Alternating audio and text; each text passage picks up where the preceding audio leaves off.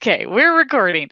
Official good morning to everyone. Thank you for joining us for Check It Out today. As I said at the top, so good to be back live with you all. I love seeing the chat and love knowing that we are presenting to actual people instead of just for the recordings posterity. So everyone, welcome. And Janeé, I have a feeling you want to tell us about your shirt.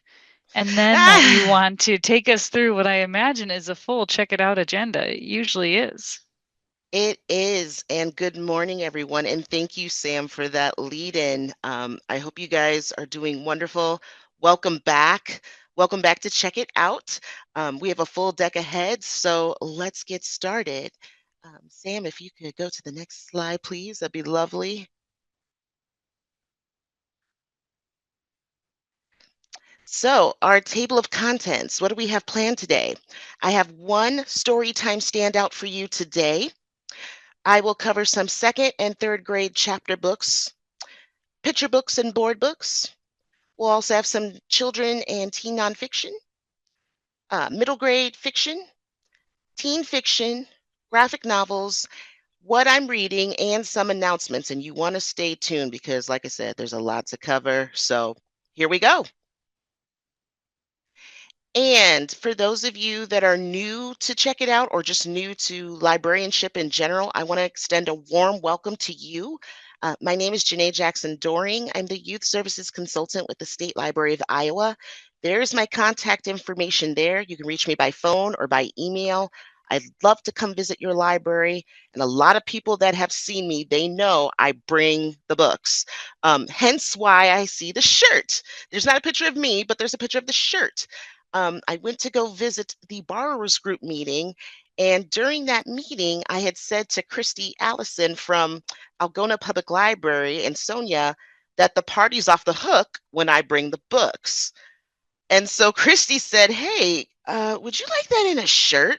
That can I put that quote on a shirt?" And I said, "Yes." And so they presented me this month with the shirt, and I'm wearing it right now. It is so soft. It is so cozy. Um, and they know I'm a cat person. They asked Sam, and yes, I am a cat person. So they put the picture of a cat on top of books and some fireworks and some balloons. So thank you, and a big shout out to Christy and Sonia from Algona Public Library. This is wonderful. So thank you. So let's delve in. And let's see. All right. So, any of you that are new, we have a segment called Storytime Standouts. You're like, what the heck is Storytime Standouts? Simply put, Storytime Standouts are the best books to use for story times. I'd like you guys to have some books in your repertoire that you can just pull and use for any kind of story time, because story time is pretty much the bread and butter of your library. And I have one story time standout for you today. Next slide, please. This is called Maisie's Rocket, and this is a board book. It's written and illustrated by Lucy Cousins. And this is a cute board book where Macy and her pal Cyril are astronauts and they're flying in Maisie's rocket to space. And you can see the countdown 3, 2, 1, blast off. And once they land at the space station, young kiddos can see and learn how astronauts live in space. The animals repair the rocket, they eat lunch, which floats away, and view planet Earth. It also shows the pair brushing their teeth and how they brush their teeth in space. And the last page shows Maisie counting stars in her sleeping bag before bedtime. And the stars on the page, it encourages kids and caregivers to count how many stars are in the sky. There's one sentence on each spread, and I think this would be a perfect story time edition for a toddler story time because it's just that short length for toddlers' attention spans. You can pair this with Zoom, Zoom, Zoom, We're Going to the Moon, that board book by Annie Kubler, or you could just simply sing the song. Super cute, super engaging. And we're going to move on to our second section, which is second and third grade chapter books. Here we go. So, again, if you're new to check it out, I have what's called series alerts. What does that mean? These are series that you should have in your collection, and there's a new book coming out. So if there's a new book coming out in that series, I put what's called a series alert. This is called Bear and Bird, The Adventure and Other Stories. This book is written and illustrated by Jarvis, and it has 4 short stories about Bear and Bird, who are the best of friends.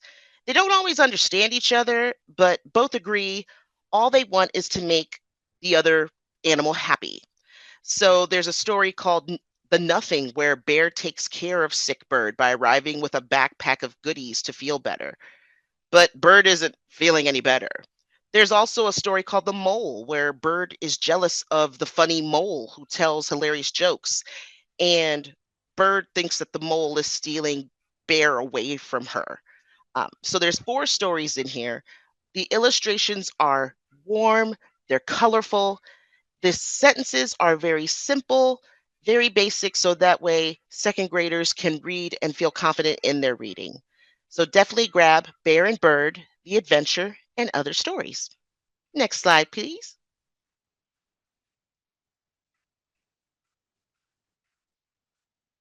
And Sorry, I lost my mouse. I found it back. Dramatic moment here. Okay. We're just trying to keep you on your dramatic. toes. Got it.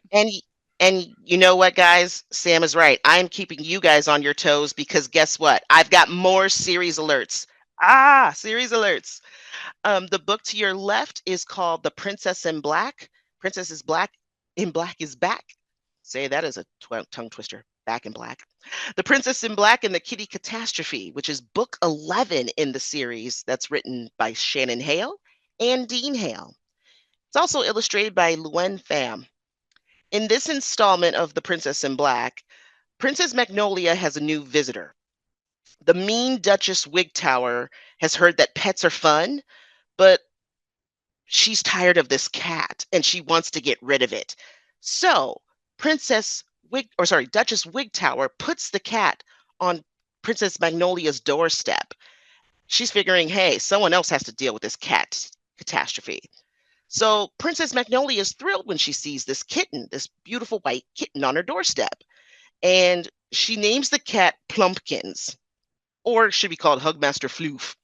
Um, but this cat is not the sweet little furry companion that she thought they would be.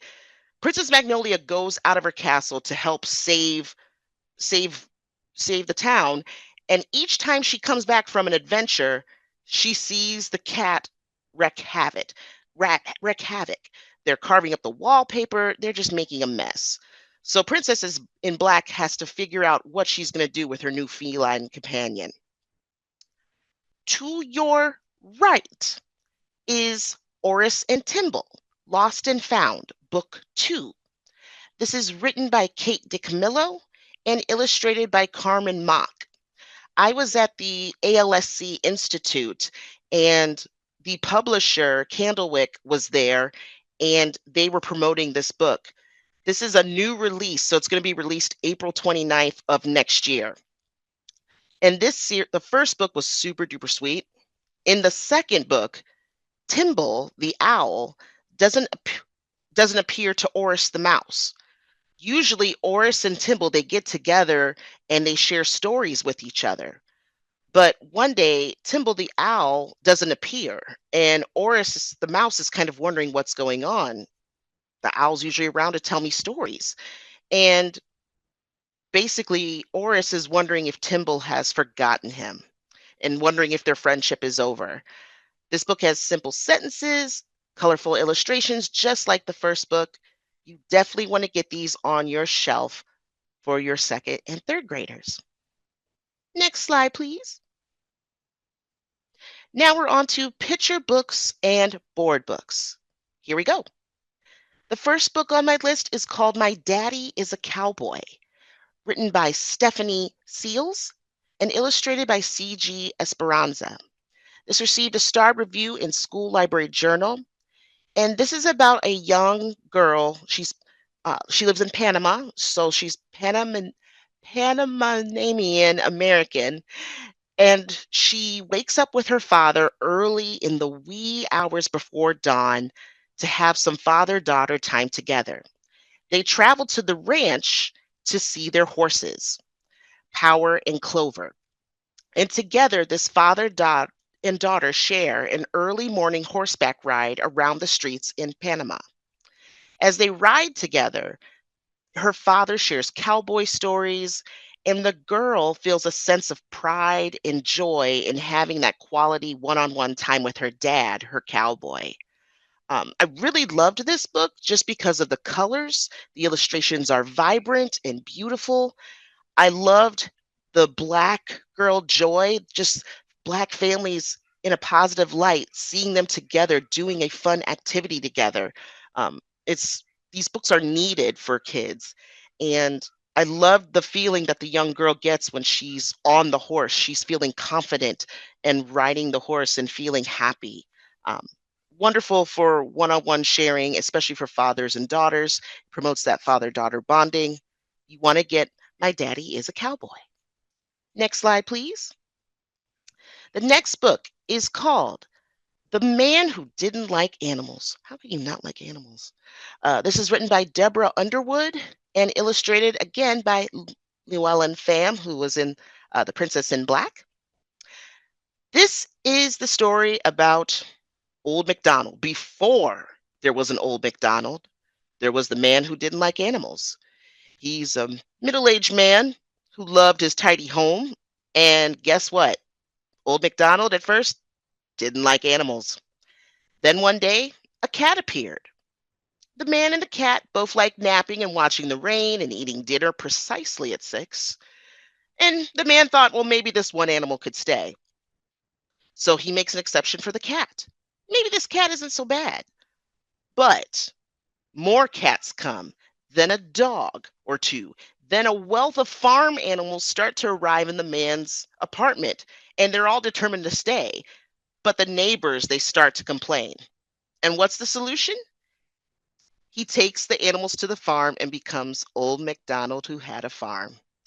This is a fun rhyming book for preschool age kiddos who love the nursery rhyme Old MacDonald had a farm. The illustrations are funny, engaging. So if you love animals and if you love nursery rhymes, grab The Man Who Didn't Like Animals. Next slide, please. The next book is called It's Powwow Time. This is written by Martha Troyan and illustrated by Howley Pichette. This received a starred review in School Library Journal, and this is about a young man named Beneshi. Beneshi is looking forward to his first powwow. He wakes up and travels with his mom to the community event. At the event, he eats bannock, he drinks strawberry juice, and he's just smitten with the dancers that are performing, and he's listening to the drums being played. And ever so slowly, Beneshi starts to work his way from the edge of the circle, watching the dancers, to gaining that confidence and actually joining the circle and dancing with the dancers themselves. Um, the day ends with Beneshi and his mother watching fireworks with the community before going back home. This is a beautifully illustrative picture book. It's an informative introduction to what is part of a powwow ceremony. There's lots of onomatopoeia, which is repetition of sounds with the drumming. This would be a wonderful addition for Native American Heritage Month in November. Next slide, please. We got to have some Elmo. We got to have some Sesame Street. And this book is called Elmo Gives Thanks. This is written by Aaron Guendelsberger and illustrated by Ernie Queet. And if you have some fans that love Elmo or Abby Cadabby and Cookie Monster, you definitely want to get this book. So Elmo, Abby Cadabby, and all the Sesame Street friends are celebrating. They celebrate and say thank you for so many amazing things in the world around them. They give thanks for food, family, and even giggles. From jumping in puddles to being thankful for pumpkins, creating and playing and for their imaginations, to even being thankful for teachers, schools, and our differences.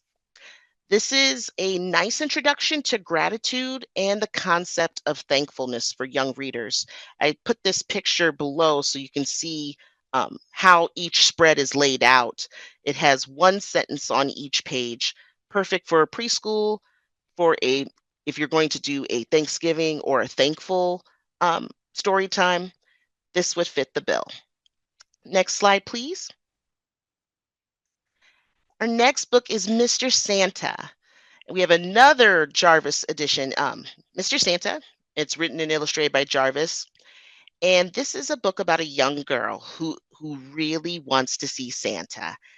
And I put this picture at the bottom because I just loved this spread. This is the beginning of the book. And she says, "Mr. Santa, is it really you?" So she's rising from her bed to see Santa placing a candy cane on the table. And I just love his facial expression. She says, "Did you read my letter? And have you wiped your shoes?" So this is how the story starts.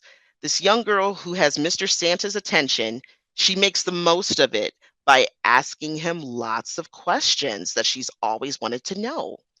Can reindeer talk? Has he met Jack Frost? Does Santa have an innie or an outie belly button? Does his sleigh stop at a traffic light? And most importantly, is her brother on the nice or naughty list? The illustrations in this book are as cozy as a warm blanket. I love the spread of the blue. I love the kind of like that turquoisey light blue that's mixed in for the sky.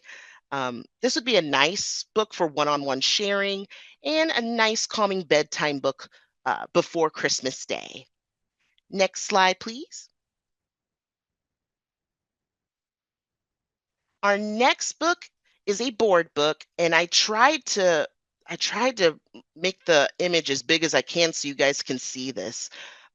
This is called Winter Light. It's a board book written and illustrated by Aaron Becker. The reason I tried to make this image so big is because when you order this book and you get it in your hands, you can open up the cover and there's a die cut image of the snowflake. You can hold it up to the light and the colors just show through it so beautifully. Um, I love Aaron Becker's board books because kids can hold them up to the light and the colors really make the book stand out. This new book, Winter Light, it uses jewel-like die cuts and beautiful colors to show the ritual of the winter season. The text is calm. It's a calm rhyming feel with one sentence on each page. It says, "Hush now, be still. It's time for winter light. Glowing embers, cozy hearths, flames to warm the night." The die cuts shine among Becker's softly painted winter backgrounds. There's one die cut that appears as an evergreen tree. On another spread, the die cuts show up as flames from the fireplace. Then there's another spread that shows the die cuts as hanging lights among the winter wreath. Um, this book shows kids the family rituals and traditions during the season. This is definitely a must-have. Next slide, please. All right, we're going to switch gears and go to children and teen nonfiction. So here we go. I have a lot of goodies on here, especially sports-wise and game-wise. The first one is Sports Illustrated Kids Big Book of Who Women in Sports. You definitely want to get this for your collection because this showcases women athletes, both past and present, including Billie Jean King, Serena Williams, Nadia Comaneci, Simone Biles, just for examples. They're all cataloged or grouped into categories. Superstars who reinvented what it means to be a sports celebrity, Wonder Women who transcend sports in our culture, trailblazers, record breakers, and champions. All of their stories are really cool examples for young girls or boys who are excited about women in sports. So if you need some more women's sports books in your children's nonfiction collection, this would be the best bet. Next slide, please. And we have another series alert. Series alert. For those of you that have the WOHQ, the who is, what is, you definitely need to get these on your shelves. The first book that just came out is Who is Travis Kelce? It's written by Ellen Labercuke. I hope I said that right. and Who HQ. Um, Readers can learn everything they want to know about Travis Kelce, who plays for Kansas City Chiefs. I didn't know he played basketball, baseball, and football in high school. He also shares a podcast with his brother Jason. I think it's New News, I think that's what he always says. That's the catchphrase. And he also started a foundation that helps kids in need with opportunities in education, athletics, and the arts. So readers can learn more about Travis Kelce. To your right, you definitely want to get Who is Caitlin Clark in your Baker and Taylor cart. This is going to be released April 1st in 2025. For this book, I have to tell you, I read a lot of posts on Library Talk about, hey, I need a children's biography about Caitlin Clark. Well, Who HQ is starting to fill that void. So this book basically talks about Caitlin Clark's rise from being a point guard on the University of Iowa basketball team all the way to her rise as a player for the Indiana Fever. So definitely get these books in your cart. The WHO Who is, What is series is very popular with children. Get these books in your cart. Next slide, please. The next book is called David Atherton's Christmas Cookbook for Kids. I know. We're starting to think about Christmas. Written by David Atherton and illustrated by Katie Cottle. If you watch the Great British Baking Show, then you might know who David Atherton is. I had to look him up because I didn't know who David Atherton was, but I know I have friends who watch the Great British Baking Show. He won the competition in 2019, and now he has compiled some Christmas goodies for kids to make in his new cookbook. Each recipe has step-by-step instructions of how to make the food item. The beginning of the book has an equipment list, and I put that on the screen there, of items needed, as well as tips on how to make a gift box to put those delectable sweet treats in. David mentions that adult supervision is needed with the recipes, and all the recipes are illustrated in this book. So there's recipes such as how to make reindeer bark, shortbread tree cookies, Christmas jam, crunchy peanut butter cups, which is the recipe I posted there, Christmas pizza, marzipan, cheesy Christmas croquettes, and you can also learn how to make your own gingerbread village. So if you're in the mood for some Christmas treats, grab this book for your kids' nonfiction section. Next slide, please. All right. I know you guys have Pokemon fans at your libraries. Scholastic has published Pokemon Super Duper Extra Deluxe Essential Handbook. You definitely want to grab this for your Pokemon fans because this is a revised and updated edition of the mega best-selling Essential Handbook series. This book has more than 1,000 Pokemon in it. It is jam-packed into 640 pages, and the picture to your left, you can see what the spreads look like. So it has the Pokemon next to their name and facts about that certain Pokemon. So if you've got Pokemon fans or you're needing to refresh that collection, grab this essential handbook. Next slide, please. And we've got some Minecraft on our list today. I was at Target and I saw some Minecraft books and I was kind of wondering if they had something new coming out. Lo and behold, what do you know? I find something. This is called Minecraft Mega Bite-Size Builds, written by Mojang AB, the creator of Minecraft. This is going to be released November 5th, 2024. This has over 20 incredible mini projects that kids can build. So it has step-by-step instructions on how to build those projects in the Minecraft universe. So I know you have kids that beg for new Minecraft books, so you definitely want to grab this for your Minecraft fans. All right, we're going to switch gears and go to middle grade fiction. First book on the list is called Quagmire Tiarello Couldn't Be Better. This is written by Melissa Larson. This received starred reviews in Booklist, Hornbook, Bulletin of the Center for Children's Books, Publishers Weekly, and Kirkus. This is a book about Quagmire. He is an 8th grader who just is done with his last day of school, and he's looking forward to summer. He's looking forward to becoming a freshman. He's 14 years old.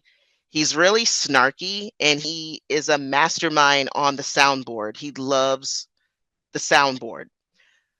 But everybody knows him for being snarky and being on the soundboard and playing with it. But what they don't know, what anybody knows, is that Quagmire's mom suffers from bipolar disorder. She goes on what is called spells or spins, and she leaves Quagmire for days at a time to fend for himself. She's lost jobs, and Quagmire, being the responsible young man that he is, he knows how to like get into her bank account and pay for her bills. He's able to do that. He's had to take care of his mom on so many times, and he's just really tired. And one day after art camp, his mother picks him up from being gone for days at a time, and they leave from Syracuse all the way near to the Nebraska border, and she just leaves him there. And so he has her purse, and so he looks through her purse, not knowing what to do, and he calls his uncle, who he's never met, to pick him up.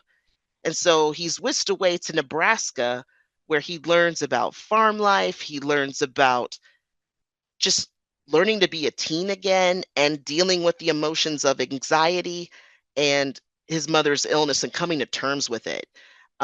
It's a short chapter book. It tackles themes of coming of age very quickly. It's interspersed with bird observations from Quagmire.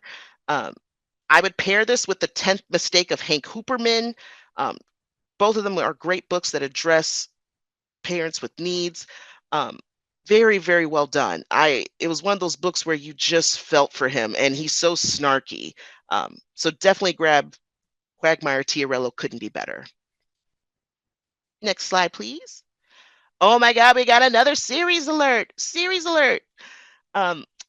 This time for series alert, I have I Survived, The Black Death of 1348. This is written by Lauren Tarshis.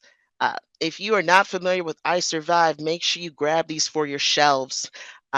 In this series, the deadliest disease in the history of the world has hit.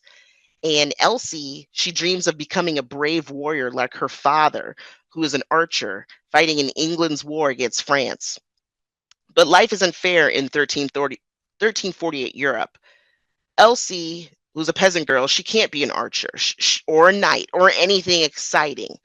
But then one day in the forest, Elsie and her best friend Humphrey discover a chest filled with stolen treasures and a dangerous secret.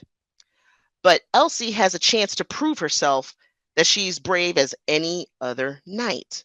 But little does she know that a deadly illness, the Black Death, has begun its attack on Europe. So it's killed people all over the world, and now it's coming for Elsie and her father. So if you like historical fiction, if you have kids that are just gobbling up I Survived books, you want to get this on your shelves. Next slide, please. All right, moving on to teen fiction. Here we go. This I just heard about, what was it, this month? This is going to be released February 4th, 2025. Neil Shusterman has a new novel that's going to be released called All Better Now. This is a YA thriller about how happiness is a contagious virus. So once you get this happiness virus, you're fine. There's no depression, there's no anger, there's no stress or greed. However, corporations are aware of this new virus and the cure for it. And like any corporation, they want to profit off of all of this. But three teens from very different backgrounds who have had their lives upended by the happiness virus, they find themselves at the center of a power play that could change their world forever. This is really, really interesting. I can't wait to get my hands on this. So this is very awesome. So definitely get this on your shelves. The next two books, of course, it wouldn't be a check it out without horror because I love horror. Um, I have two horror gems for you this month that you should definitely either, if you have it, put it out on display or get it for your collection. The book to your left is called Such Lovely Skin. This received a starred review in School Library Journal, and it's about a teen named Viv. Viv is still trying to live with the guilt that she has. She accidentally killed her sister, and her parents are still just coping, and Viv and her parents are just butting heads, and she's trying to get into their good graces again because it was an accident. Um, and she's been chronically lying to her parents about playing because she's a gamer. Um, so she returns to Twitch streaming, the gaming platform. She's never told her parents about the truth of what happened, and she hopes to make it big in streaming and by winning all these tournaments and giving money to them as a penance enough for her mistakes. So she gets this invitation to download a new horror game to check out. But an NPC, which stands for non-player character for those of you that don't know, um, when an NPC player asks her for a dark secret, Viv tells this stranger about that night. And what she doesn't know, it accidentally unleashes a demon doppelganger into her life. And no one believes that the doppelganger exists. And so nobody believes her. Her parents, nobody, except for the cute goth boy, Ash, who's kind of an outcast. Uh, if you love horror as much as I do, this would be awesome, especially for summer reading, the level up at your library. You can see how games and role-playing games goes a wrong turn. And the author graduated from the Iowa Writers Workshop at the University of Iowa. So definitely pick up Such Lovely Skin. To your right is the book Ruin Road, and this is written by Lamar Giles. This received star reviews in Shelf Awareness, Booklist, Publishers Work Weekly, and Kirkus. Ruin Road is about Cade Webster.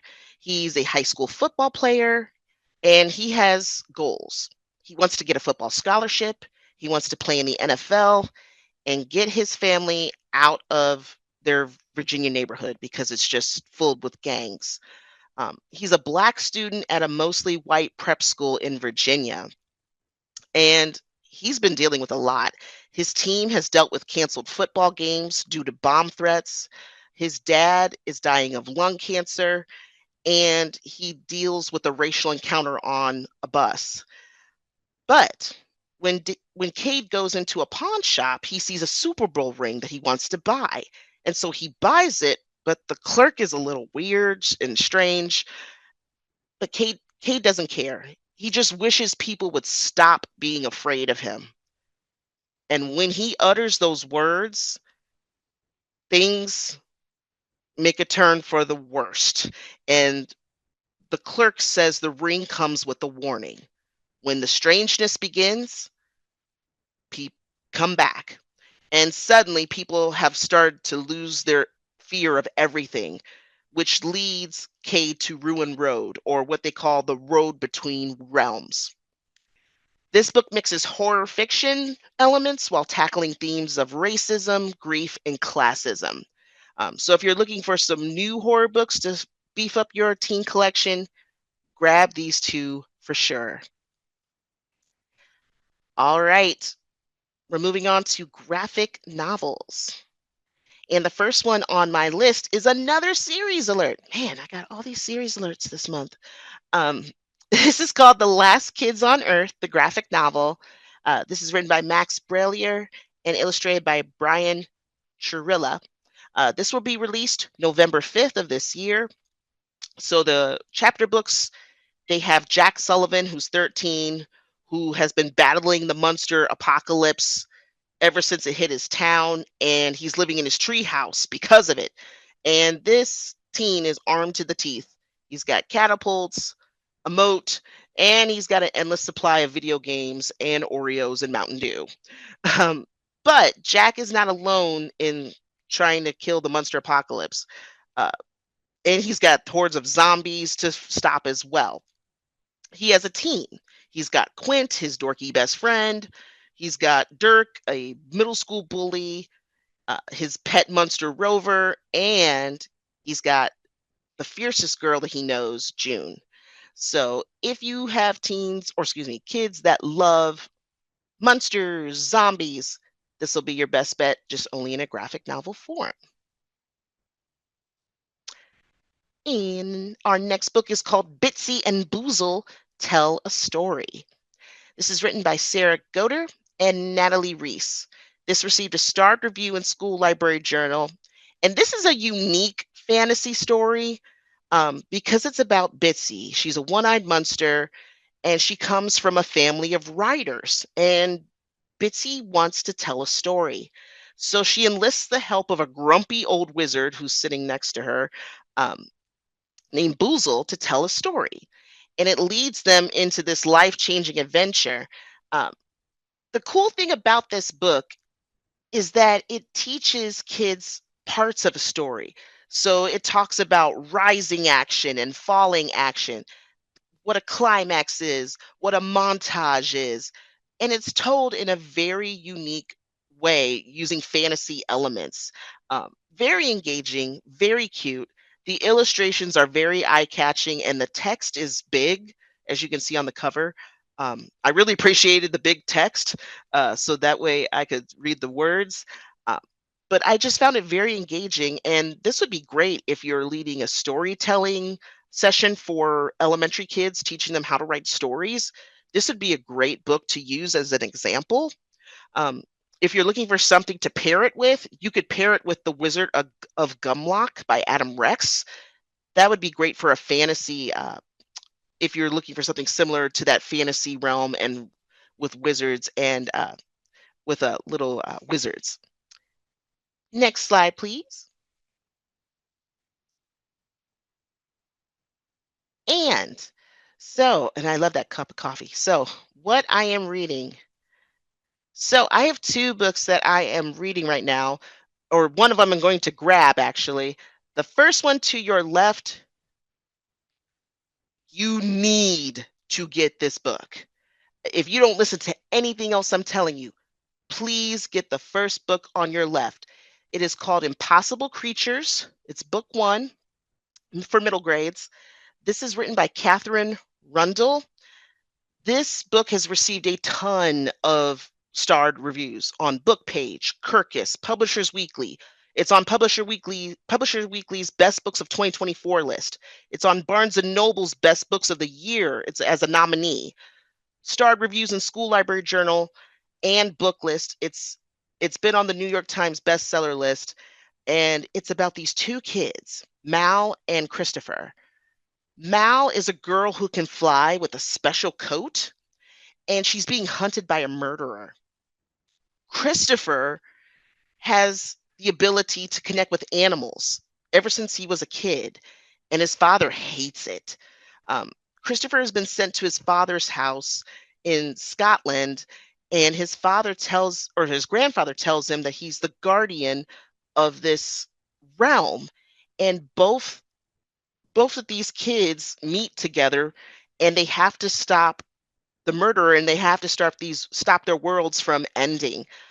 I gotta tell you, it has such strong fantasy elements. I love the illustrations in the back of the book of each creature. There's an illustrated map in the front of the book. The way Catherine builds the world and builds these just these scenes. It pulls you in, and the writing pulls you in from the first couple paragraphs. Super engaging. I can't wait to get my hands on the second book. Um, highly recommend Impossible Creatures. The book to your right is called Boy versus Shark, and this is a middle grade graphic novel. It's written and illustrated by Paul Gilligan, and it received starred reviews in School Library Journal, Kirkus, and Booklist. The story is based on the author's experiences in the summer of 1975 when he was 10 years old. And basically, Jaws comes to town, and Jaws leaves young Paul a cowering mess. So it's dealing with Jaws, the movie, and kind of having him as a coming of age story of how he deals with it. So I can't wait to get my hands on that story. Next slide, please. And if you have not heard, or if you didn't hear the news, we have our All Ira Reads 2025 winners. These are the 3 All Ira Reads books that are going to be available as book club sets. The first book on your left is Distant Sons for Adults by Tim Johnston. It's about 2 young working men who have a friendship despite secrets in their past, but their actions bring them together, and it ignites this violence in a small Wisconsin town that is haunted by a disappearance of 3 boys in the 1970s. So that's the adult winner. The kids winner in the middle is Jawbreaker. It's written by Christina Wyman. It is an adorable novel about this young girl named Max. She is in middle school and she has an extreme overbite, and she gets teased so bad. The money is tight in her family, and if she doesn't wear this Jawbreaker, she may have to have surgery to correct the overbite. She's being teased by her sister, and she feels like she has to do something. So as part of being on the school newspaper, she decides to enter this journalism competition, and she's speaking about bullying and about her condition and her overbite. Super engaging, very appealing for kids, especially for kids who are wearing bracelets or going through bullying. Um, Definitely grab Jawbreaker for your shelves. And then our teen committee chose Resball. Resball is written by Byron Graves. If you have not picked up Resball, please pick it up. It's about a young man named Trey who is asked to play for his varsity basketball team. His brother died in a car accident a year ago, and his brother Jackson was a basketball star in Minnesota. And so when Trey is asked to play on the team, he's learning how to be a team player. He's learning the ropes of what it means to play for the team and all the pressure that comes with it, and trying to fulfill his family's expectations. Um, Super engaging. The basketball scenes are dynamite. They are spot on. They're very fast paced. So definitely pick up all these titles as part of your All Ira Reads repertoire at your library. Next slide, please. We also have some upcoming events. Tomorrow, yeah, tomorrow. If you have nothing to do tomorrow, please join us on Wednesday, October 30th for our iRead Summer 2025 preview. That's going to be from 1 to 2 o'clock p.m. We will be joined by Becca Bolin and Tina Koliva from iRead. They are going to share a preview of the summer reading theme, Level Up at Your Library. I'm very excited to have them here. They'll have different types of webinars that you can attend as well to get you prepped up for Level Up at Your Library. So please join us. That looks like, boy, Sam's on the ball. She's got the links so that way you're able to sign up. We hope to see you there tomorrow. Also, looking ahead, November 13th, we will have the Science of Reading. That is the PopWIS live webinar from 1 to 2 p.m. We will have Sean Datruk from the Iowa Reading Research Center. He's the new president of the Reading Research Center. He will talk to us about the science of reading and how that's impacting libraries and how we as youth librarians, how we can help caregivers and parents with the science of reading. So please register on Workday Learning. Next slide, please. And you are hearing this first. Mark your calendar because guess what? STEM fairs and summer reading summits, they're going to be back on the road. Yes, back on the road. We will have 6 locations across Iowa in March that I will be driving to. So please keep your calendar open for March because I will be stopping by at 6 sites all throughout Iowa to present the STEM fairs and the Summer Reading Summit with Level Up at Your Library. So look out for that information and registration coming soon. So I wanted to get that on your calendar as well. And I think that's it. I think that's all I've got. That's So all? That's all? I know that there were so many books, Sam. There were so many So books. many books, so little It's time. I have to tell you guys, it's sometimes so hard for check it out because you only get an hour and there's so much stuff that comes out. I have more books, but I'm going to save them for November because there's such good stuff out. And I just want to make sure you guys are prepared for when people are asking for it. There we go. Well, hey, folks, as I mentioned at the top, we will continue to be doing evaluations in the learning management system. So we will take attendance from this webinar right now. And you will then be able to access the next lesson in Workday Learning, which is the evaluation. So complete that lesson. You'll have 2 completed lessons associated with this webinar, and then the credit will be added onto your account. So if you have any questions about that process, you guys know where to find me.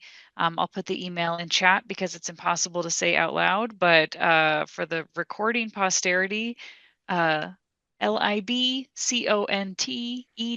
Library Continuing Education with every word abbreviated. That's how you can get a hold of someone on the CE team um, to answer your questions about Workday Learning, should you have any. So, Janeé, I've seen lots of thank yous flying through on the chat here. So good to be back live with you all, and I hope you join us tomorrow for iRead. It should be a good time. Thanks so much, everyone. Thanks, guys.